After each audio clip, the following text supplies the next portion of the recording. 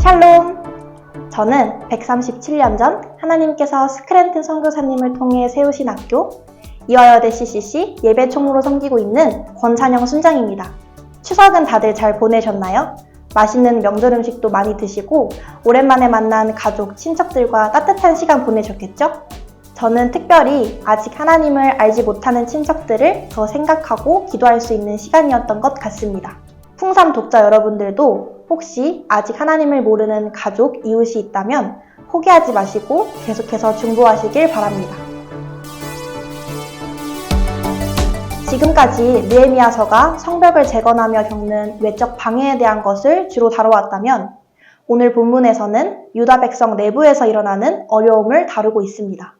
유다 백성들은 왕에게 세금을 바쳐야 했는데 흉년이 들어 세금을 낼 돈은커녕 먹고 살 수도 없는 지경에 이르렀습니다. 그래서 이들은 같은 민족인 유다의 지도자들에게 자신들이 가진 밭과 포도원을 저당 잡혀가면서 돈과 곡식을 빌리게 된 것입니다. 이때 유다의 지도자들이 유다 백성들에게 받아간 이자율이 자그마치 20%였습니다. 현재 대한민국에서 대부업자들이 요구할 수 있는 최고 이자율이 20%인 걸 생각하면 어마어마한 숫자이죠. 당연하게도 유다 백성들은 이러한 이자율을 절대 감당할 수 없었습니다. 결국 밭과 포도원은 지도자의 것으로 넘어가고 어떤 사람은 종으로 팔려가기도 합니다. 이러한 상황에서 유다 백성의 울부짖는 소리를 들은 느헤미야는 6절에서 노하였으나 깊이 생각했다고 합니다. 그리고는 이 상황을 단순히 성벽 재건 중 하나의 방해를 넘어 영적 회복의 기회로 삼습니다.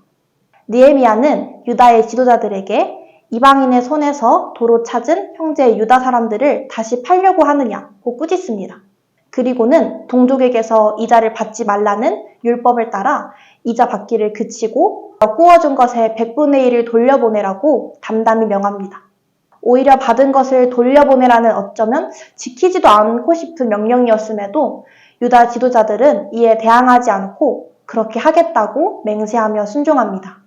오늘 본문에서 발생한 내적 어려움은 도저히 해결하기 어려울 것 같았던 어떤 해결 방법을 제시해도 유다 백성과 지도자 중 어느 한쪽은 받아들이기 어려웠을 수도 있는 문제였습니다.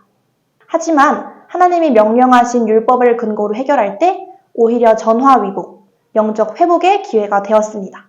저는 오늘 말씀을 묵상하면서 문제 상황을 하나님의 말씀을 근거로 해결하면 오히려 영적 회복의 기회가 된다는 것을 알게 됐습니다. 느헤미야는 이 문제를 유다 백성들한테 너네가 빌렸으니 너네가 책임지라고 하거나 유다의 지도자들에게 같은 민족인데 좀 도와줘라고 하며 단순히 해결할 수도 있었습니다. 하지만 그랬다면 유다 백성에게도 유다의 지도자들에게도 어떠한 성장과 회복이 일어날 수 없었겠죠. 하나님의 말씀, 당시의 율법을 통해 권할 때 유다 지도자들의 순종을 이끌 수 있었습니다. 저는 2학기부터 교회에서 청소년부 찬양팀 교사를 맡아 찬양을 준비해오고 있는데요. 1학기 때까지는 이 찬양팀이 학생 자율적으로 운영되어 오다 보니 학생들 모두 찬양 준비에 열심은 있었지만 체계적인 연습 진행, 콘티 준비, 즉 예배를 준비하는 그런 마음가짐에 미흡한 부분도 많았습니다. 그래서 처음에는 이 분위기와 체계를 어떻게 바꿔나가야 할지에 대한 고민이 많았습니다. 단순히 찬양팀을 오랜 시간 해온 경험에서 나온 지식으로 어떻게 해보려고 시도해봤습니다. 그러나 오늘 말씀을 통해 문제는 그렇게 해결되는 것이 아님을 알게 됐습니다. 내 지식과 내 통찰력이 아니라 하나님의 말씀만이 문제 상황을 영적 성장의 기회로 바꿀 수 있습니다. 이제는 학생들과 말씀을 묵상하며 예배를 준비하고 충고해야 할 일이 생길 때에도 말씀을 근거로 권하며 나아가야겠습니다. 내 삶에 내가 속한 공동체에 생기는 모든 문제에 말씀을 근거로 단판을 지어야겠습니다. 풍삼 독자 여러분들도 문제 상황에 낙심하거나 내 힘으로 해결하려 하지 마시고 하나님의 말씀과 하나님의 뜻을 구하며 영적 성장의 기회로 삼으시는 하루가 되기를 바랍니다. 샬롬!